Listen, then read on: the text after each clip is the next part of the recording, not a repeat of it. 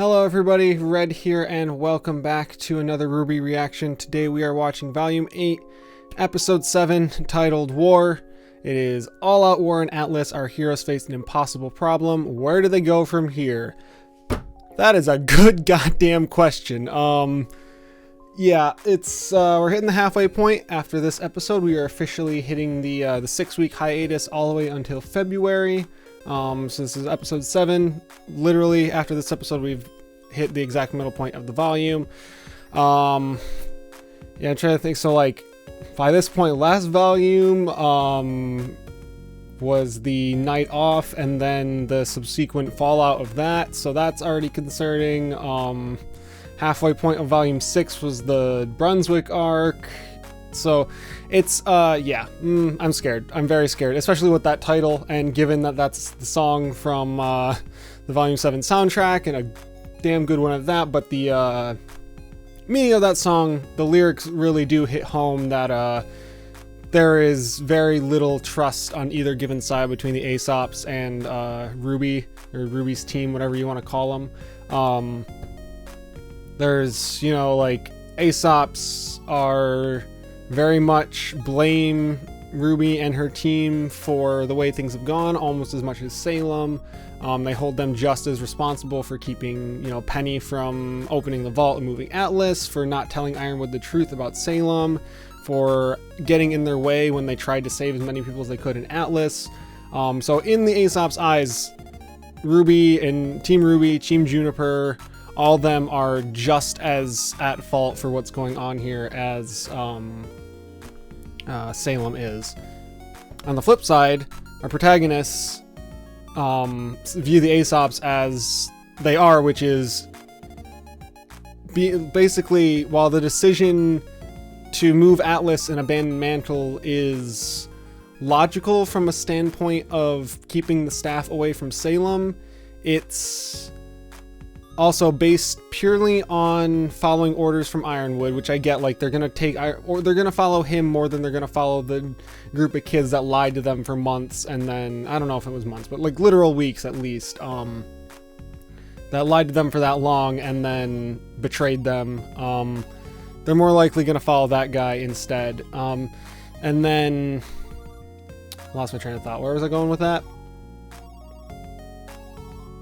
Right, yeah, abandoning Mantle, all that. But it not only is that, like, immoral to do that, it's very nearsighted, at least in my opinion. You know, if Ironwood did, like, if they just did hand over Penny and let Ironwood move Atlas and leave Mantle to die, all that means is that Salem is just gonna go on her original plan, which was, like, don't forget that she was not going to come to Atlas until she found out that Ozma was going to be there, and there were 2 relics for her to grab at the same time. Like, that's the only reason she came here instead of Vacuo, which was her intended next target. So, like, all that would have done is, like, okay, well, they've run away. They have 2 relics, but they can't do anything to me while they're up in space, so... And they have no allies, they have no way of contacting the world, so I'm just gonna go destroy Vacuo real quick, get the Sword of Destruction, find the Summer Maiden, keep searching for the Fall Relic, and then when I get tired of that and I have enough of a massive army to go assault Atlas with, I'll do that, because she literally has all the time in the world. She will not die of old age, or anything really, as far as we know. There might be something that can kill her or defeat her. But, like, she could wait forever for an opening to get into Atlas. She doesn't care if they run away for a year, 10 years, 100 years. The moment she has an opening, she'll be there ready for it. So it doesn't matter if they move Atlas and try to run away. Salem will find her way there no matter what. So it's that goal is just very nearsighted from the start, I think. So yeah, it's very much a continuation of that fight they had at the end of volume 7, and then the one in chapter 3 as well. They're still kind of going back and forth upon that. And I do see from the thumbnail, it's a very interesting one. We've got Jean, Ren, and Yang being handcuffed by the Aesops, while Winter looks very conflicted, and I'm glad she does, I've seen some people, because obviously the thumbnail comes out before the episode, usually like a day before. I've seen some people like not understanding, I guess, why the Aesops are arresting them or calling them like idiots for focusing on that and blah blah blah, which, yeah, I get, like, there are bigger fish to fry at this moment, but like I said, at least in their eyes, Team RWBY and Team Juniper are just as big of an issue as Salem is. So getting them out of the way is a big deal to them. They don't want them interfering with their plans anymore, because they've, at least in the Aesop's eyes, they've actively made things worse. And I mean, from that perspective, yeah, they really have. It's very much a clash of different perspectives going on right now between all the characters, and that's been a great theme going through this volume of, like, who's right, who's wrong, is anyone right, is anyone wrong. There really is no easy answer for any of that. Yeah, I think that's enough about at least going into this episode. I do want to touch on last episode a little bit, because I realized while I was editing my reaction to that I basically didn't pay any attention to what was going on with the Cinder and Rhodes fight. Hearing Awake pop up just got me that hype that was all that was focused on for that moment. So I do apologize that I didn't really react to what was going on screen at all, but I do want to touch on that in a little bit as well, at least the whole thing surrounding that.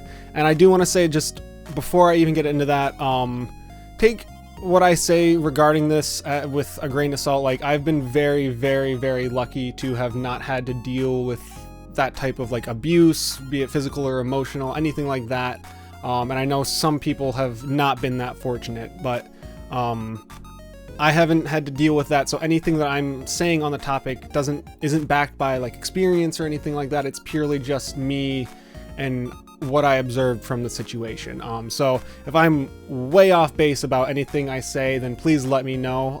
I'd rather somebody tell me than me just be ignorant and learn nothing. So if there's anything I can learn from this topic, then please tell me. But basically, it mostly has to do with the way Rhodes acted and kind of where I see it coming from. And I don't want to, right off the, I don't want to say that, like, he acted in a good way, because, yeah, at the end of the day, he could have done a lot more for Cinder. And I don't think, like, he had good intentions, but at the end of the day, he kind of dropped the ball, I think. Basically, the way I look at it is, we know Atlas doesn't have...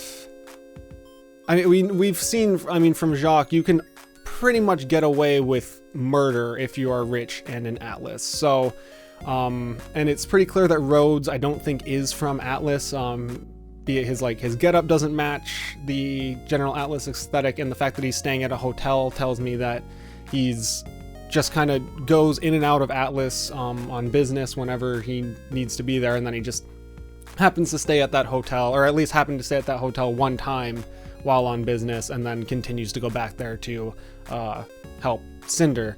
So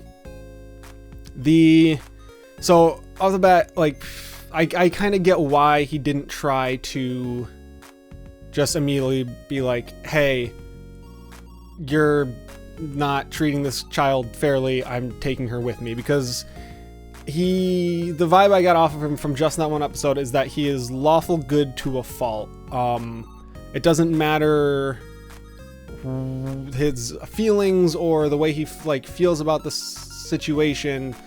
If it goes against order and the pragmatic ideals of being a huntsman in any way, he feels he needs to stand against it. And on the flip side, he can't go against the laws that have those be in place. So he can't just take Cinder and run. And in his eyes, like, he even says himself, like, hurting people isn't going to help you. He doesn't want anyone to get hurt, even if they might, deserve it. Like, I mean, I don't blame Cinder for killing her stepmother and her stepsisters, quote unquote, because, yeah, she was kind of pushed to that situation over the course of, I don't know, she got there when she was like 10-ish probably, and then Rhodes said she had a few years before the 7 year mark. So I'd say probably she was there for about 4 years. And that can take a toll on somebody. So her snapping, I definitely understand.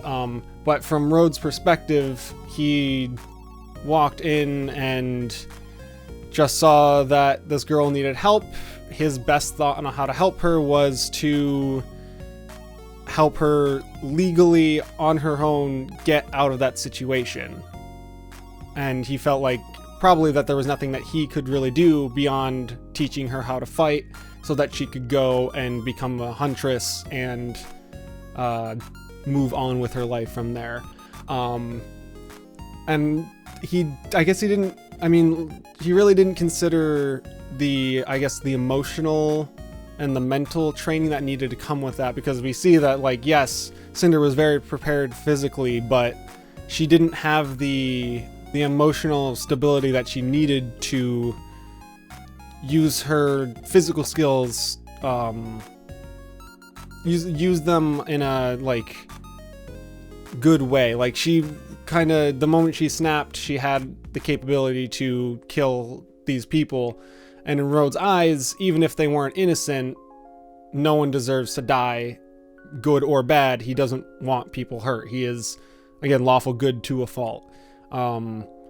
So in that situation, he couldn't just let Cinder go because he just saw this girl who is clearly not stable kill 3 people. There's nothing, like, at the very least, he had to apprehend her and bring her in for help.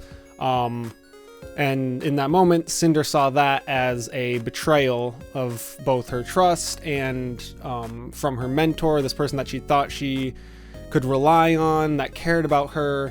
And it really, that's the moment where things kind of went down the path they did for Cinder. Even if you think back to her Volume 3 monologue, where she's talking about how this is what happens when you put your trust in the people that claim to protect you and care about you when they're nothing more than just men.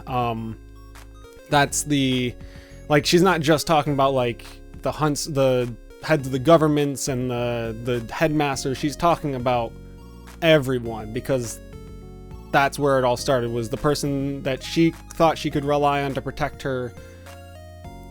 She lost that trust, and that was permanently cut off. And then once Salem found her, Salem really just kind of fed into that, and it has been making Cinder think that she can rely on Salem. Where really it's mostly the same situation. It's just that Salem knows when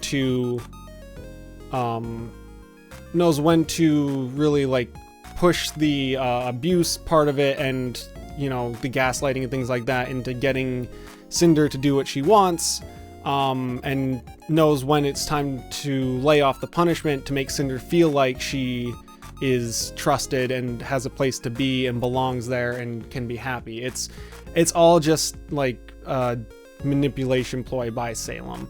And Cinder is in no better position now than she was before, but she thinks she is because Salem is giving her power, and she thinks that Salem wants to, like, give her more, that she has a place with Salem. And it just kind of trickles down to Emerald, who's in almost the exact same position herself. She feels like she owes Cinder, and Cinder can give her more, so it's just a never-ending cycle. And I really do hope that it breaks. I don't want Cinder redeemed necessarily, because at the end of the day, regardless of what the point in her life caused it in her life, she still was directly responsible for the death of more people than could be counted. She basically attempted to murder an entire civilization, and was very successful in that aspect. They never really reveal the death toll from the fall of Beacon and the attack on Vale, but it certainly was not a... It was bad. Like, I'm I'm kind of mixing up my words here, but, like, she was directly responsible for the death of lots and lots of people, and that's not redeemable, really, in my eyes. But at the very least, it'd be nice to see her kind of come to an understanding of realizing that she's in this position because she's been manipulated and has been taken advantage of her own issues in her past. They've kind of manifested themselves in a bad, unhealthy way, and that Salem has been capitalizing on that to use her as a tool, basically. So I'd like to see her, at the very least, get away from Salem, even if she still remains a villain and isn't a good person necessarily. I'd like to see her understand where she's at and realize that it's not good and kind of go off on her own, be it as a villain or as an anti-hero, anything like that, at the very least before she dies, because I don't see her coming out of this series alive necessarily. I mean, it's very possible that she won't even make it out of this volume alive, but I'd hope that she'll last a little bit longer than that. But at the very least, I do hope that she can show maybe some remorse by the time the series ends. Okay, that was enough rambling about that episode. I feel like I've just been rambling to try and put off this episode. I think that's all it is. I'm not prepared for where this is going, I don't think. But please, just based on the thumbnail alone, Winter, please just trade them. Just get the fuck out of there. Marrow, you can help. You can just stay, everybody, and let everyone escape. I really want that to happen. The other three Aesops, I see them as fodder at this point. They're definitely not making out of this volume alive, at least in my eyes. Marrow, I hope that he makes it out as well. I could very easily see him, making the choice to go against Ironwood and Ironwood taking him out in the process. That's another reason why the Aesops are not keen on disobeying Ironwood, because they watched a guy get murdered in front of their eyes for the sole reason that he disagreed with what Ironwood was doing. Wasn't even hadn't even begun to try and stop him yet. It was just him asking, "What the hell is wrong with you?" Dead.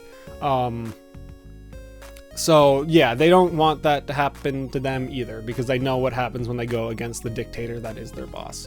But yeah, I'd like to see Marrow help in some way to get Winter out of there. Winter, I don't see her staying with this team at all. She is clearly showing remorse. She's listening to the Aesops talk down on Penny, and she immediately defended Penny on that. She's watched the person that she looked up to kind of slowly unravel and realize he's not a person that she wants to help anymore, but she doesn't know how to get out of there, I don't think, and feels kind of obligated to try and help him still. So it's just a lot. There's a lot going on in Winter's head right now, I feel. And this is all while she is still in intense physical recovery. She is nowhere near in fighting shape, and she's literally being held together by that brace, I feel. So any fight she's going to be in are going to probably be at a disadvantage. Okay, I'm ready. We're going to dive in for the last episode of the first half of the season. I do know that luckily they did clear up that there isn't necessarily, there might still be, just based on the way the show likes to be written, but there was no planned major cliffhanger for the mid-season break.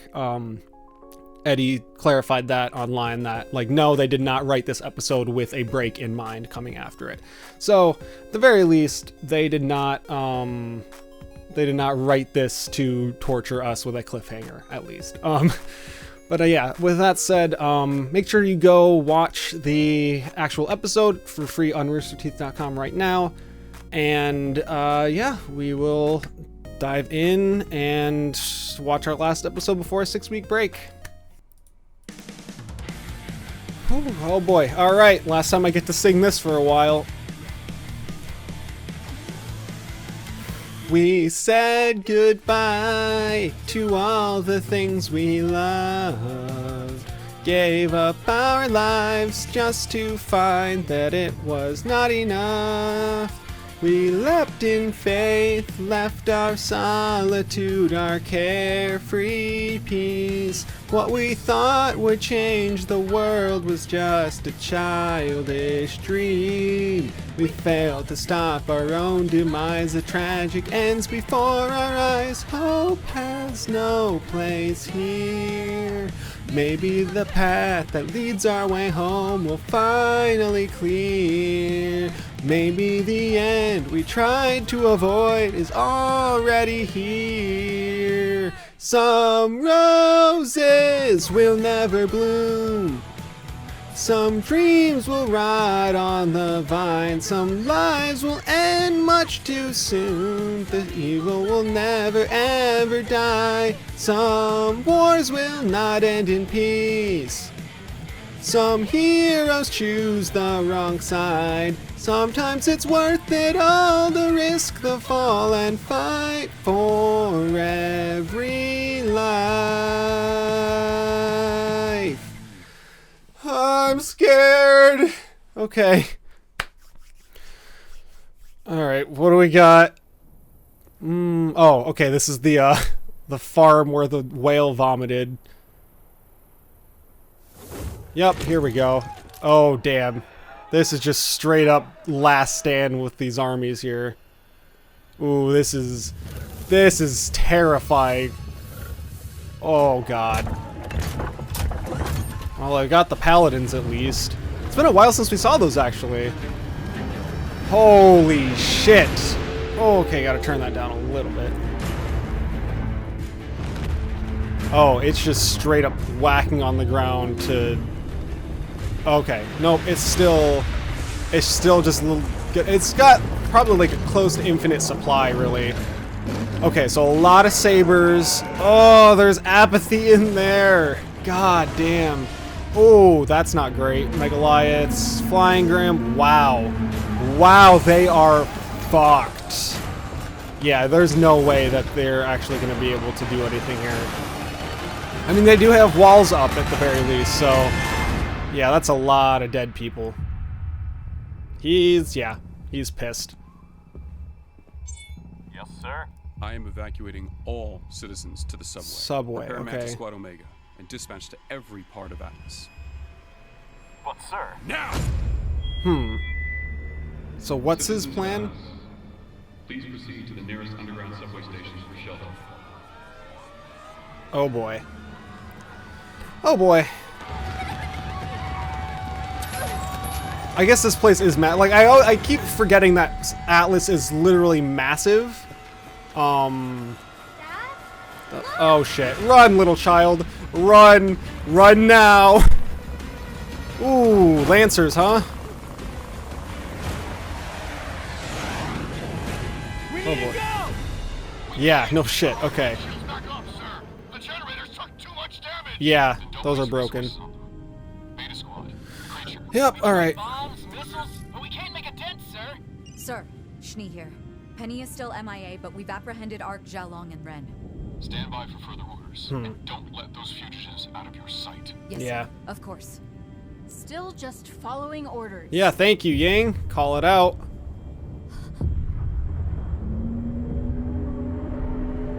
Fucking hell. That's where the Grim took Oscar.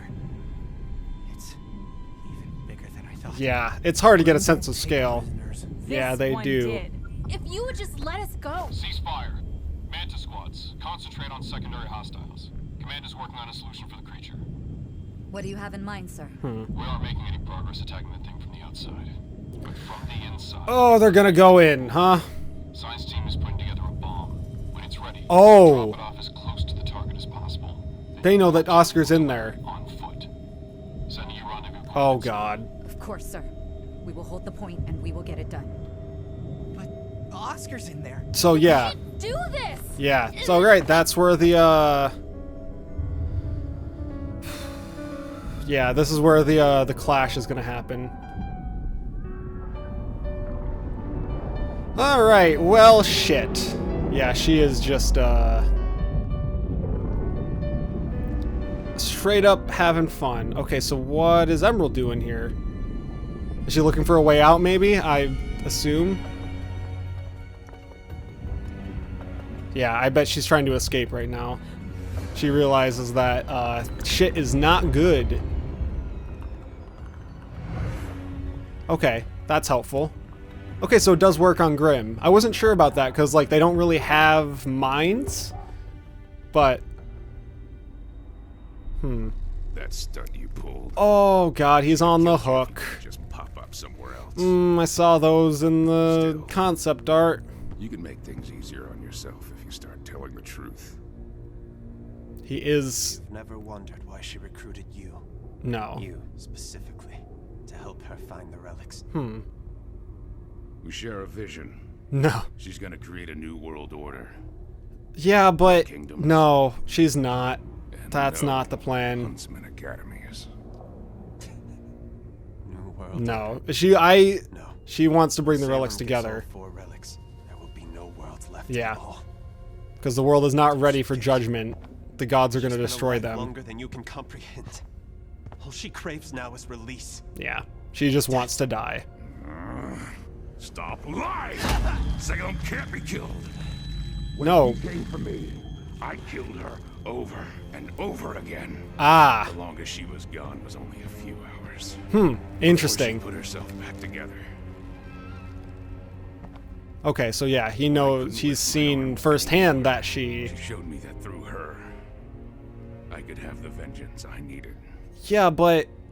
Look at the small 14-year-old child. Don't you see that is why she came for Yeah, she knew that Because she could make you believe that this is what you needed. Yeah. This is what you deserve! Yes, but Oscar, the people of Atlas, Remnant. Yeah. He's been blinded by Look what that. You've done for justice. You've done it for yourself. Yeah. Because she pushed you to think it would help you. Yeah. She manipulates people who have a weakness that she can prey on. And Nora's still out. That sucks. Shadow, like... Oh, yes! Please wake up. No, no, Nora, not like this. Damn, caring Weiss is always a good sight to see. How is she? I've done what I can, but she needs a doctor. Yeah. Hopefully May's able to reach the others. I really hope they're okay. Salem's monster is making Grimm faster than the Yeah. Atlas military. I guess they're in a safe place. The They're city won't stand a chance deep unless we within stop the it. inner parts of Atlas, so... Massive. Way bigger than a Leviathan. What can we even do? Penny launched Amity, and our message went out. Do we just wait for someone to come? Yeah, you don't really have that option, yeah. You won't last that long is the issue. How did it all get like this? Fiona said your friends haven't been heard from in a while. Unfortunately, the last thing they're worried about is a couple of kids. That's Come on. unfortunate. I've got the ship ready to head back in. What? We can't leave. It's chaos at the crater. Atlas has its army, but Mantle only has us. People are dying. People are dying here too. Don't you have family in Atlas? Not No. really. Mantle needed me. And to the Marigolds, that meant I wasn't their son anymore. There it is. Okay. And I made sure that everyone knew We got our actual confirmation in there. So forget 'em. I like that. They've got Henry, yours have Whitley. You get what I'm saying. Yeah. I don't know about... Which side are you on, anyway? Oh boy. Yeah. We've heard that before. There are no sides. We want to help everyone. Yeah, that's why they're We're doing always in this. Salem together. And together is the only way we're going to get out of it. So how exactly do we get out? And Ruby just keeps piling more onto herself. Oh boy. She is so close to the edge right now. You shall walk its face. That was the curse cast upon her. Yeah. But if Salem can divide humanity beyond repair and bring all 4 So yeah, realms no back one together, knows that. she believes that maybe their curse will be broken. The gods will rule against us and destroy Remnant once and for all. Yeah. Nice story. But if Yeah. Gretchen's death taught me one thing, It was never to trust you. Please, let me. But Oscar, You want him to trust us? And trust Yeah, me. yeah. No, he can't, Ozpin can't be the one talking right now. It has to be Oscar. Oh. You want her to come out of the lamp? Just say her name. She can still answer one more question. After all that, you're just going to give Salem the password? No. He's giving it to Hazel. He's trusting Hazel to use it for himself. Find the truth for yourself. Oh, that would be so bad for him, though. Hazel. Oh. he's a prisoner, Ham. He'll Use say it. what he thinks. Use it. Emerald, please. Oh my God, please, Emerald. Oh. After what I just Okay, so they're already Those they're are already Salem's heading new out. Orders. And I know better than to disobey Salem. Yeah, they're just peacing out. Look, even if what he said was true, we can't stop Salem. Yeah, You told me Mercury's yourself. Hazel tried. He failed, and he got in line. The guy's not gonna pick fights he can't win. Neither should we. And all of this is pointless anyway. Salem's not ending the world. Of course she is. You're surprised? Yeah. Salem is destruction incarnate. See, yeah, of course Tyrion knows the Our truth. mistress wishes to see the end of it all. There is no ideal more beautiful. Yeah. If you couldn't see that from the start, you must be out of your mind. Oh, that's funny coming from Tyrion. Now, Okay, so now Mercury has some doubts. you and I have a date with the desert. Alright, so yeah, they're already heading out towards, what the fuck was that?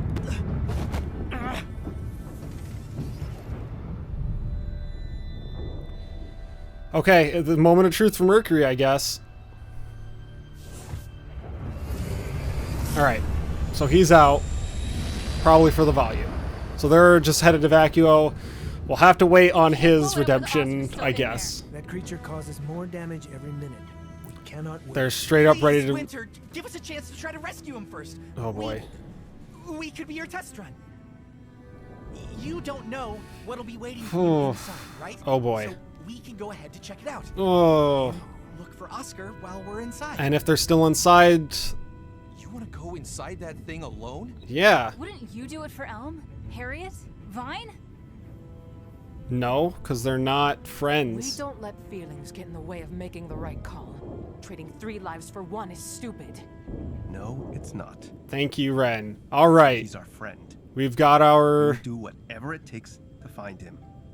Alright. We care about him. Ren's got his resolution.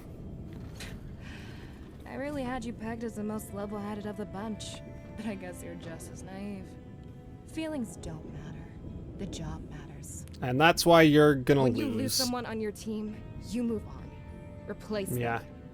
Like Marrow replaced Tortuga, and Winter replaced... No! No one is replaceable. Yeah, that is not a good subject. Oh?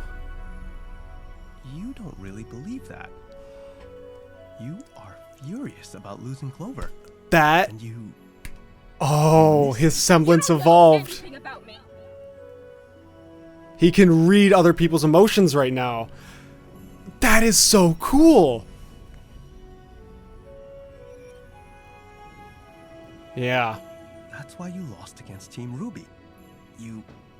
You try to fight how you feel about each other. Yeah. So you'll never truly work as a team. They don't... Shut up! Yeah. You don't know what you're talking about! Everyone calm down. Damn. That is awesome for Ren to have that moment there. We will drop you as close as we can to the monster. You can't be serious. They're fugitives and traitors. I outrank you. Hell yeah, Winter. Hell yeah.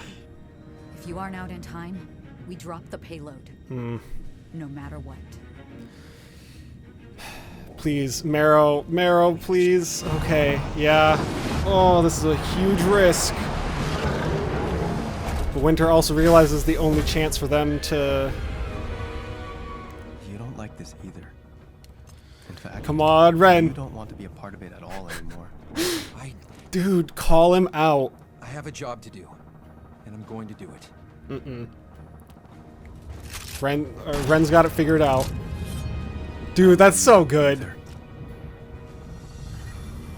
Yeah, she's a mess right now. Oh, wait. Hell yeah. What about Crow and Robin? Well, maybe if we get them out of wherever they're being held, they could... No, see, you just don't get it. This is not a situation where everyone wins. And May also is losing it right now. In Mantle, or I can drop you off near the front lines if you still want to help Atlas. Your uncle and Robin can't save us. We have to choose. So choose. Yeah, this is the hard part. Oh boy. Okay, so yeah, Whitley was listening in, so maybe he called somebody to help. Klein? Be Clyde. Please, he needs to be in this volume. Clyde! Yeah! Okay. Miss Schnee, I heard there was a patient here who needed my help. Oh, he's got medical skills. I'm so sorry, Klein. It's my fault that Father... Please don't worry, my snowflake. It had nothing to do with you. And everything to do with Jacques. Yeah, okay, cool. Alright, well, so yeah. That's sweet of you. But wait, how did you know? Ah, young Whitley, I'm so glad Cool. that you rang. Alright. May I Whitley please is see the patient? also Understand it's urgent. getting things figured out. She's in Weiss's room. Just go up there. I haven't been gone that long, Master Whitley. I believe I can find it. Oh, okay. Man, with all this chaos and shit going on right now, Called Klein. That girl these emotional moments are really hitting me too. I know. That's why it means so much to me. Okay, please. Okay, cool. Be nice to each other finally. Thank you. Alright, and now bad shit's gonna happen probably. Anyone else? Probably not. Nope, that's grim. Or something bad. Penny. Oh my god, it's Penny. Oh god. I'm sorry. Fuck. That's the end. No, you can't end it there. God damn it. Ugh.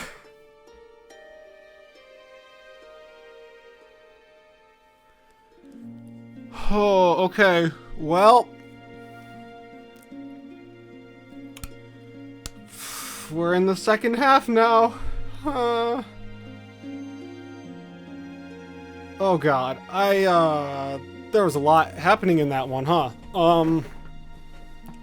So where do I want to start? All right, I think the standout moment of that episode is Ren coming to his kind of resolution on what he's been feeling and kind of realizing how he feels and realizing that you have to be at terms with how you can't run away from how you feel. And that's a great parallel for that moment there, is that he's been trying to avoid how he feels about everything that's going on. And that's been messing with his head and holding him back and causing him more pain than would, like, causing him more trouble than the actual feelings would be. So for him to realize in that moment that he can't run from his feelings the same way that the Aesops are, and then have that be the evolution of his semblance to be able to tell how someone's feeling, is so goddamn cool. That was a really, really awesome moment for Ren there. And I'm glad that that's kind of been like that's kind of the peak of the emotional arc he's been on ever since A Night Off, where he's kind of not sure, you know, if he can like separate his feelings for Nora from the job that they have to do, while also feeling like he's not ready for the job and also doesn't want anyone to get hurt. And for them to say that you can just replace people, like, you cannot say that to a single person on Team Juniper, because they know firsthand that there would be no possible way to replace Pyrrha. that she in herself was irreplaceable. And I'm glad that that's the moment that got Ren to finally, like, for everything to click together, basically. I like that he specifically called out Marrow and Winter for not wanting to be there, and I hope that that puts that in their minds that they don't have to be. They can they can listen to their emotions and understand that they should follow them, that no amount of personal strife is worth more than their job. And that is what they need to realize. I know, like, Winter is all over the place right now. Marrow is just sad about everything that's going on, and he does not want to be there, confirmed. Harriet and Elm are just pissed. Vine, I don't know what the green is supposed to be. I guess just, like, man. I don't know that Vine feels anything about the situation, honestly. He just wants, like, he really is, like, the only one that is probably not running from his feelings. He just doesn't feel anything for anyone on the team, really. Man. And then we've got Hazel knows the truth, or like, he knows the truth. He might not believe it yet, but he knows it. We've got like Oscar's plan succeeded, that he's planted the seeds, even if they don't actually become anything right now. He has planted the seeds of doubt within Salem's ranks, and that's gonna be huge, especially because our Aladdin illusion Emerald knows how to use the magic lamp, and I've been so excited for that to potentially pay off, for her to be the one to use the lamp. And now that she knows the password, has a way to get around Salem's fortress without being caught, she can get her way to the lamp and use it and find out whatever truth she wants to know, whether it be, I mean, she might have confirmation from Tyrion already that she knows she doesn't need to know what Salem's plan is, because I think she knows it's not good. She doesn't care about what Salem's doing. She cares about Cinder. So, yeah, like, if she doesn't just use the question just to get it out of the hands of everyone else, I feel like if she does ask a question to find out the truth of something, it'll be something related to Cinder, whether or not it's, does Cinder care about me, or what is, like, how does Cinder really feel? Does Cinder blah blah blah? It's going to be something with her, and it's going to be a revelation for her, and it's hopefully going to be the final step for her to realizing, like, yeah, you know what? No, I'm going to not be here anymore. I'm going to dip. And I hope that she does get to do that, because I, like, in the same vein as Cinder, where Emerald has caused a lot of pain and suffering and done a lot of terrible things, I think that, I don't know, she's not, yeah, they're a very similar situation, and I don't know if it's just because Emerald has been not acting on her own choices at this point. Like, she literally has not made her own choice for once ever in the story, and then she is much more kind of there by basically doesn't have a way out, versus Cinder, who has chosen to continue being here, as much as she might be doubting it herself now. I do think there might be a path to redemption, more so for Emerald. And then we do see Mercury, who, and, you know, just like that, where he was kind of, you know, I know what's going on, I can take care of myself, blah, blah, blah, I'm hot shit, and I can do whatever I want because Salem trusts me to be part of her new world order. And then to have Tyrion, who I think he knows Salem the best out of anyone there, because Tyrion has no motives of his own. He just wants to help Salem. So if there's anyone that knows what Salem is really up to, it'll be him. And that little nod at the end there, I think that was just a way of the two of them saying, you know, all right, yeah, let's bounce. I hope that's what that was, because I didn't know if Mercury was going to be turning, but I don't know. I think you know, that might be an option for him now. Whether or not, you know, he becomes a good guy, I highly doubt. He is not a good person, really. But at the very least, I think he could kind of go off and do his own thing and not have to be a villain anymore necessarily. All right. What the fuck else happened? We ended with Penny landing in front of Ruby. Ruby is so close to her breaking point right now, from what I can tell. And I feel like her seeing Penny like that might just be the straw that breaks the camel's back there. Maybe it's just my nuts and bolts shipper trash heart, but yeah, I think seeing Penny in that state could be the final tipping point, because at the end of the day, it was Ruby was kind of the one that helped convince Penny to go off and go to Amity. It was Ruby's idea to try and get Amity launched in the first place. There's a lot of things that Ruby might just take onto herself for the blame. We got Whitley starting to kind of turn around on himself as well. And Weiss also starting to kind of realize, okay, maybe the two of us can move past everything that has been a problem in our lives leading up to this point. Maybe we can finally have an understanding of each other that isn't based around our piece of a shit dad. Yeah, and we see that Whitley is not inherently a bad person. I don't think he ever has been. He's just kind of done whatever Jacques told him to, and that's how he's just lived his life. But he's not terrible enough to see that there is a person who is in dire need of help, and he knows how to get help to her. So yeah, I'm glad that he is, he's I don't know, he's kind of like Jacques without the just absolute lack of moral standards, I guess. So it does give me hope for growth for Whitley as well. And I think that the way they handled May officially being, spoken in canon as trans, I think they got that line pretty much, I think they nailed that. Because it's always hard to find, it seems like it's always hard for writers to tell an audience that this character is trans or non-binary or gay or anything that has to do with representation that is not physically obvious.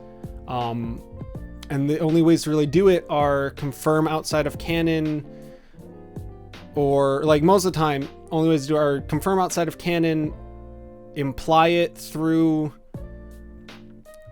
certain parts, or just kind of shove it in there in yes, hello, I am trans. And none of those ever work that well. There's always people that are gonna say it was forced, or it wasn't actually in the story, so why bother, blah blah blah, it doesn't matter.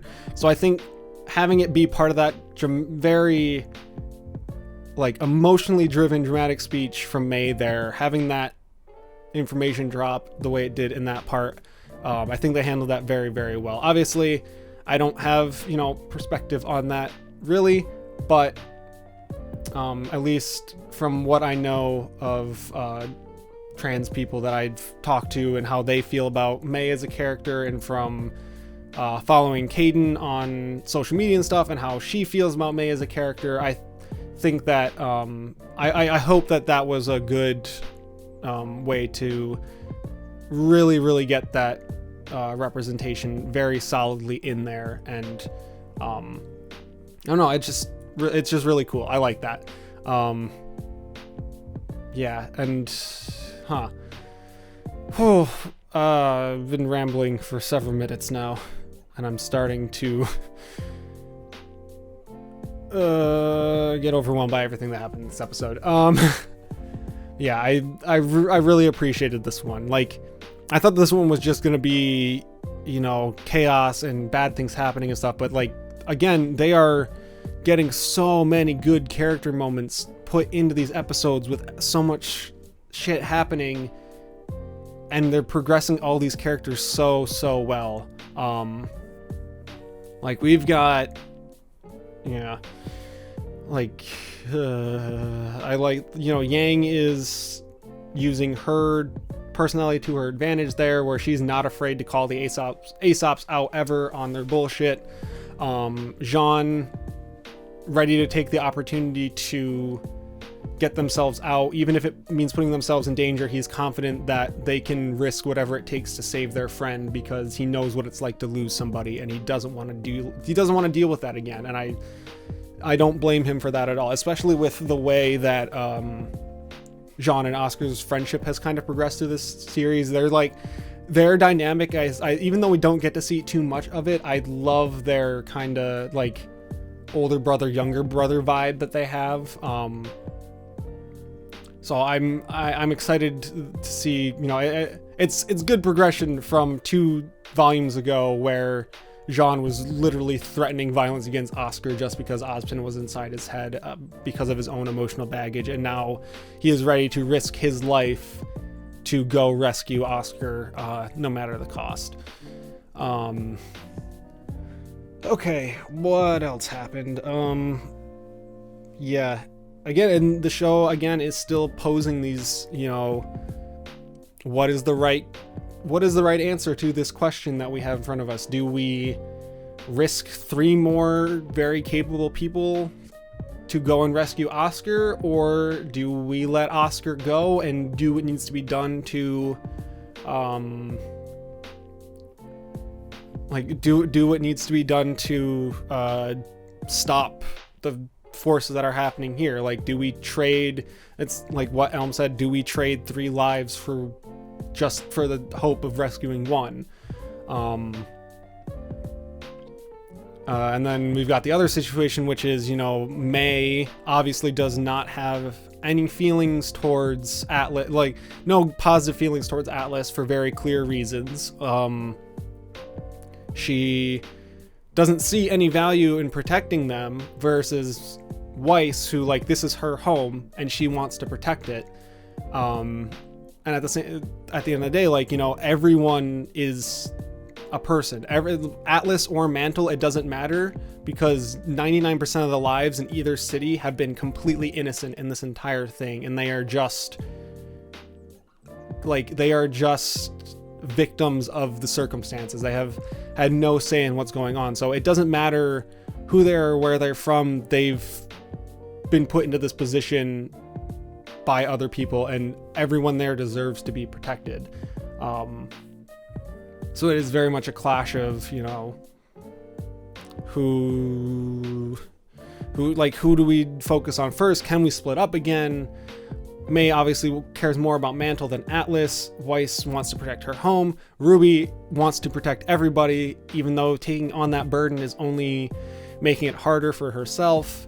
Oh my god, and I saw a tweet from Eddie. I've been dodging spoilers all day because I didn't watch this right when it came out, but I saw a tweet from Eddie that just said this was the tame half.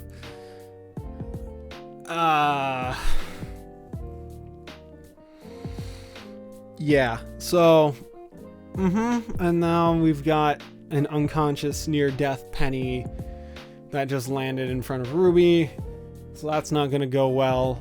We've got Yang, Ren, and John going straight into the heart of the beast to try and rescue Oscar. I can see that going many ways. You know, they could run into Tyrion and have to fight him. They could run into Emerald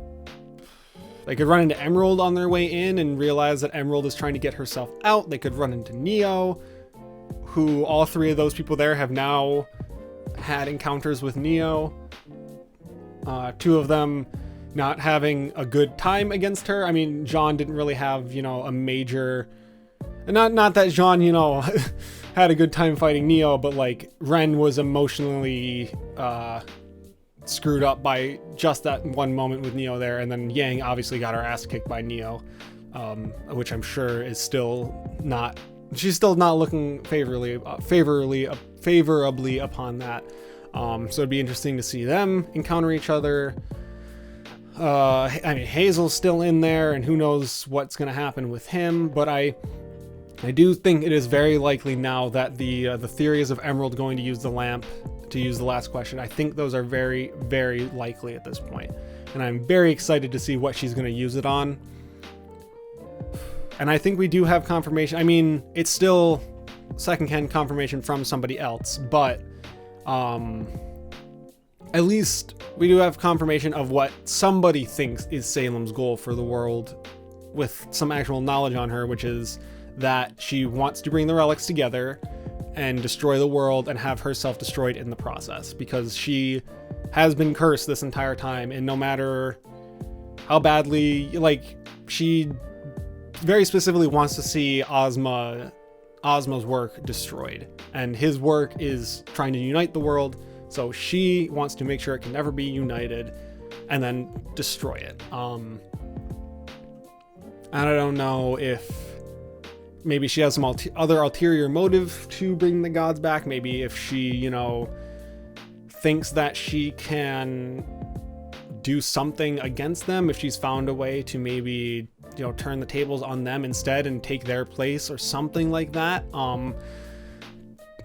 I can't believe this is volume 8 of what could potentially be like 10 to 13 volumes. Like, we still have a lot of story left. We have not seen 1/4 of the world. And like, there's still so much left to do, and it feels like we're approaching the end game, but I know we're not. So I'm so excited to see where things are going to go from here. But at this point, it is like, you know, I've had thoughts on where how I think the show might end, kind of like, and obviously, you know, that's a ways off right now. Who knows how many volumes they're going to end up doing, but my, I guess, my theory on how I think the show might end is that the gods will return in some way, whether Salem succeeds in bringing the relics together or not. Gods will arrive. They will try to, like, they'll realize that the world is not united, that the work hasn't been done, and then it'll be RWBY who is able to convince them that, like, yes, the world isn't perfect, but they are still, like, they're still happy with their lives. Life isn't perfect, but it's still life, and they don't need things to be the way they were because they can handle the way things are now. And possibly even call them out, because a lot of the issues the world is facing right now are because of their decisions. They, you know, they're the ones that chose to make Salem immortal, and she has made it her mission to make the world as, you know, ununitable as possible. They made the decision to bring bring Ozma back to life and make him mostly immortal too, and basically pit the world in an unending war between those two sides. So a lot of what's wrong with Remnant right now is because of them, and if it takes RWBY pointing that out to convince them, like, yeah, okay, maybe we'll just leave, and we'll take the two that we probably shouldn't have put here in the first place, we'll just take them with us or something. Like, I that's how I see the series ending, is with RWBY convincing the God of Light and the God of Dark that Remnant is fine the way it is. They don't need them to come back. They don't need someone else to unite them, because at the end of the day, they can handle the world on their own. And the gods, listening to her simple soul, that'd be a fun, you know, fun callback to that.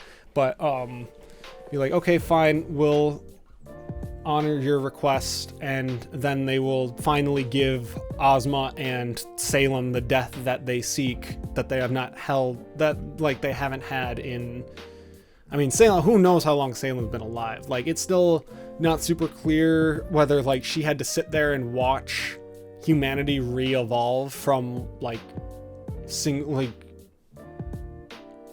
watch the entire million-year evolution chain of primates into humans, or if the humans, you know, came back in some other fashion.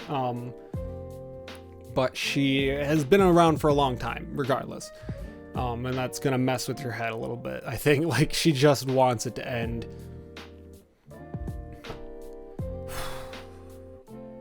Oh my god, I've been talking a long time. Oh man, all right, we've got a lot ahead of us for the rest of the volume, I think. And I'm very, very excited to see where it's gonna go, because all the things that I thought were gonna be happening, like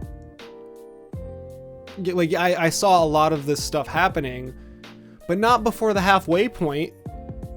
Like, we are literally halfway through, and we've already surpassed, like, the things I saw as endgame for this volume. This volume is moving so incredibly fast, and yet at the same time, they have made so much room for those very, very important character moments, and that we, like, I don't think we've ever gotten anything like this from a volume in terms of, like, character interaction. Like, I don't think we've ever known more about what these characters are thinking and how they feel than we have right now. And I really, really appreciate that they're able to do that while also having this rapidly paced story in front of them. Oh God, it's the halfway point.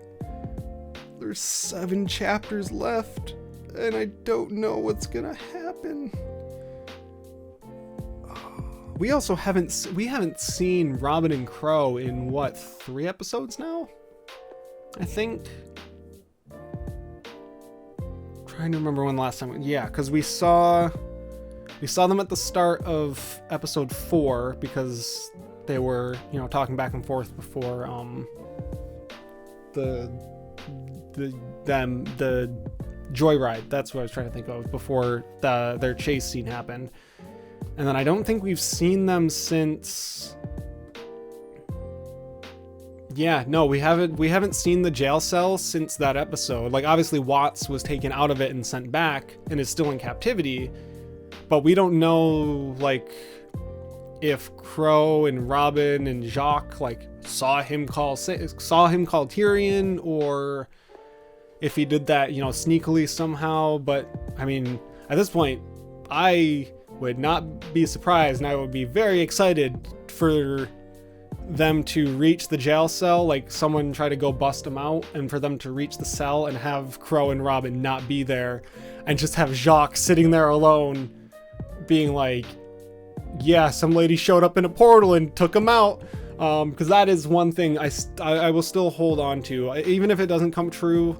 That's fine. You know, not every story beat is going to happen the way I think it will, but I still do definitely see Raven coming back in this volume. I think, regardless of how she, you know, her relationship with Yang, if she's, you know, kind of gotten over that part of it, like letting emotions and things not being personal, anything like that, if she's gotten past that over just that one conversation, or if she's still, you know, kind of working out, like, okay, how do I want to interact with my daughter, who I have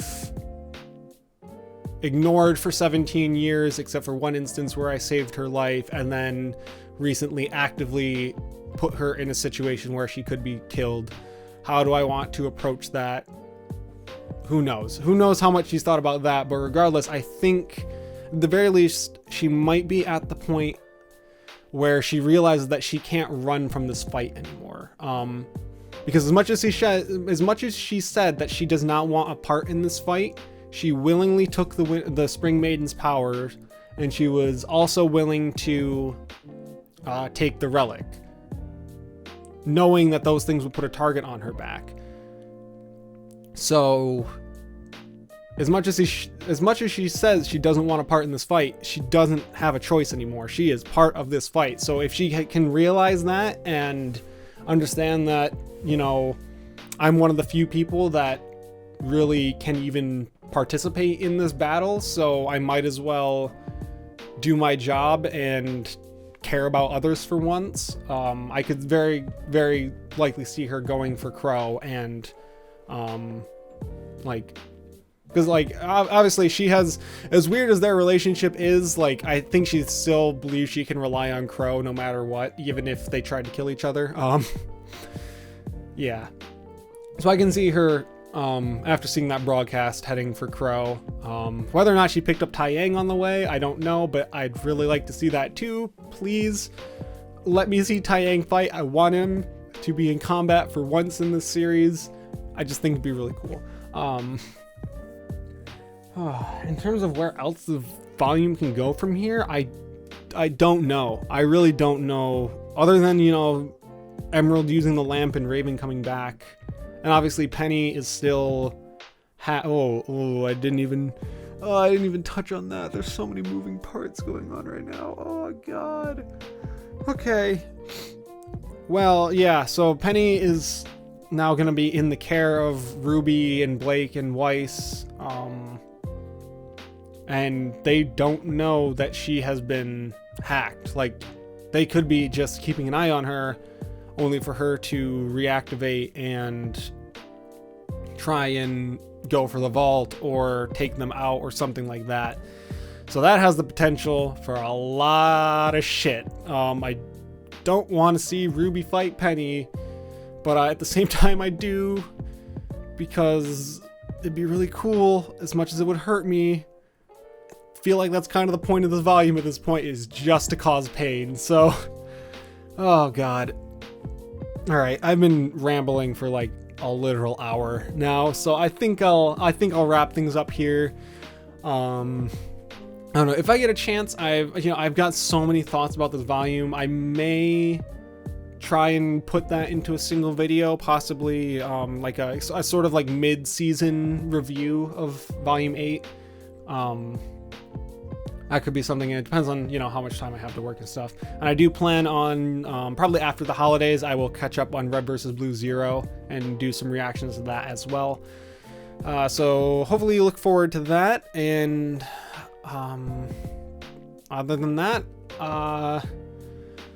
yeah, this is the break. Now we get to sit here. I'm glad that the cliffhanger wasn't nearly as brutal as the end of volume 7, but it is still gonna be a long 6 weeks. So hopefully it goes by fast.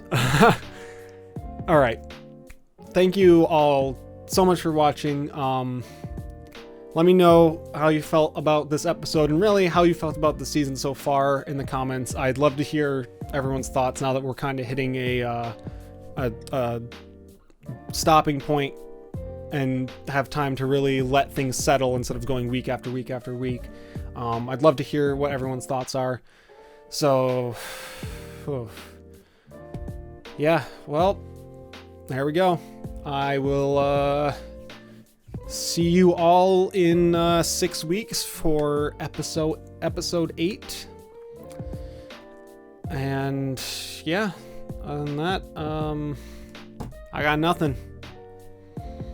We'll see where things go from here. I am excited and scared and lots of things, and I honestly can't wait. So until next time, I hope you've all enjoyed, and I will see you all later.